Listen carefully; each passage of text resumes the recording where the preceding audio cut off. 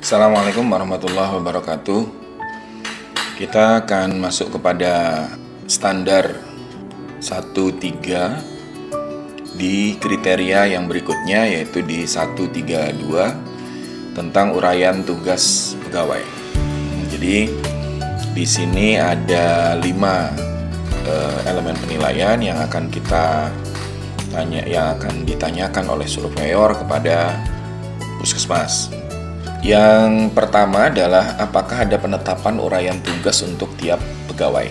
Jadi standar setiap kali ada satu sistem atau satu kriteria, kita biasanya selalu dimulai dengan huruf R ya. Jadi regulasi, itu kebanyakan dari kriteria seperti itu. Memang ada juga yang enggak, tapi kebanyakan itu dimulainya selalu dengan huruf R, regulasi. Maka apakah ada penetapan uraian tugas untuk tiap pegawai? Ini tentu saja ada semacam SK dari kepala puskesmas atau berupa format tertentu yang pengesahannya nanti di bagian belakang atau di bagian tertentu yang disahkan oleh kepala puskesmas. Ini rasanya ini sudah biasa dari dulu, memang juga kita sudah membuatnya seperti itu. Jadi uraian tugas ini by name setiap pegawai untuk di puskesmas tentu saja seharusnya memiliki masing-masing satu uraian tugas, baik tugas pokok dan tugas tambahannya tercantum di dalam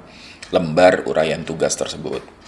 Nah, berarti di dalam satu uraian tugas tersebut ada tugas pokok, ada tugas tambahan, ditambahkan lagi misalnya kewenangan dan tanggung jawab, itu bisa ditambahkan sebagai bagian dari lembar uraian tugas tersebut. Kemudian untuk yang kedua, pertanyaannya juga tetap R atau regulasi, karena di dalamnya yang dicari adalah dari penetapan indikator kinerja pegawai.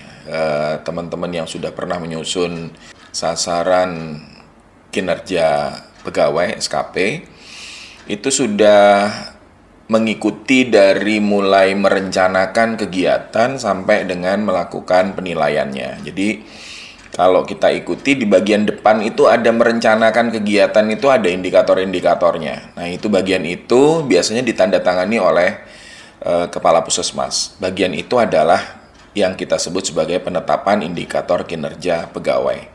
Spesifik pada satu orang berdasarkan pangkat golongan. Kalau kita lihat saat ini, karena kita masih menggunakan peraturan yang mengatur tentang bagaimana SKP itu dinilai terhadap fungsional ya. Jadi sudah ada beberapa peraturan yang mengatur apa saja kegiatan-kegiatan yang diperkenankan untuk satu jabatan tertentu, jabatan fungsional tertentu. Nah, itu digunakan biasanya di bagian kegiatan-kegiatannya itu sudah ada angka kreditnya, sudah ada berapa banyak yang seharusnya dihasilkan dari sana untuk setiap pegawai. Ya, jadi berarti di sini apakah ada internalisasi dari peraturan yang ada dari eksternal tadi, atau bagian itu saja format tentang penetapan indikator kinerja itu, maka bagian mana yang sudah disahkan, karena kita tidak menuntut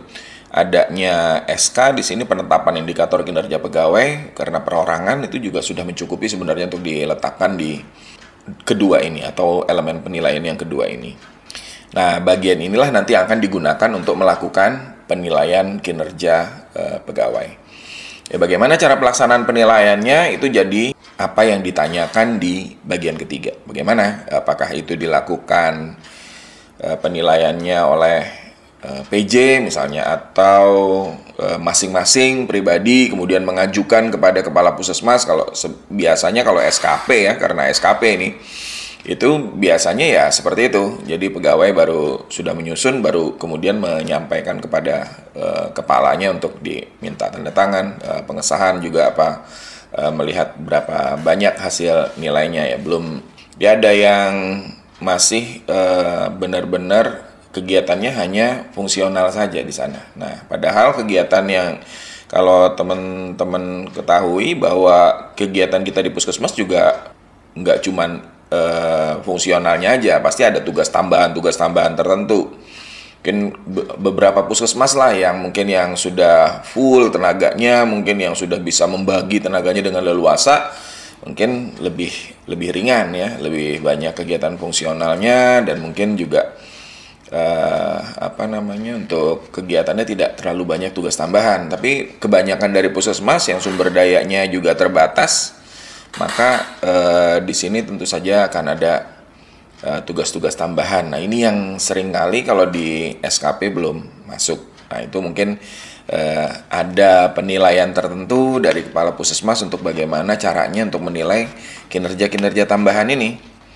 Ini yang mungkin perlu dipikirkan. Tapi kalau untuk memenuhi ini cukuplah dengan memperlihatkan bagaimana cara pelaksanaan penilaian kinerjanya. Berapa lama itu dilakukan? Pemahaman tentang ini bagaimana gitu loh.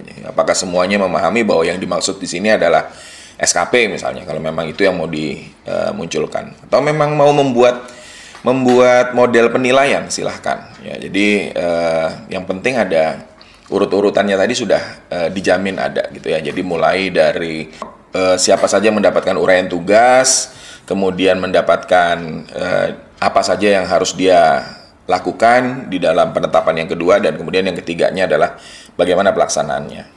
Berapa lama periode penilaiannya? Biasanya 6 bulanan ya. Kalau itu SKP, nah itu silahkan diatur untuk teman-teman yang berbeda yang lain. Kemudian, apakah sudah melaksanakan survei kepuasan pegawai? Ini baru ya.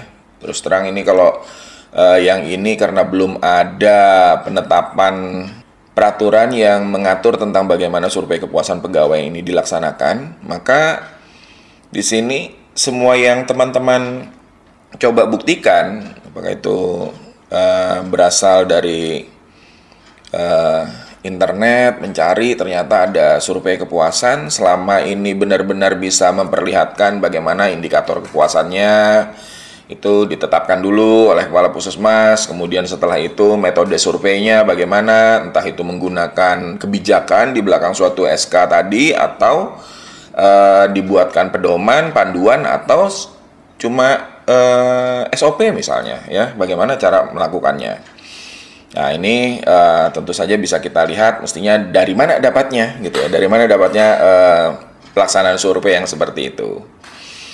Kemudian yang terakhir, apakah dari hasil survei tadi, kemudian dari bagaimana evaluasi yang sudah dilakukan terhadap penilaian dari kinerja pegawai tadi, apakah sudah dilakukan analisis, apakah sudah dilakukan perbaikan, bagaimana supaya pegawainya juga jadi makin puas gitu ya. Nggak harus selalu dengan bentuk insentif, harus dengan ini, tapi kan mungkin ada cara-cara tertentu yang bisa kita gunakan untuk kepuasannya tadi jadi meningkat gitu.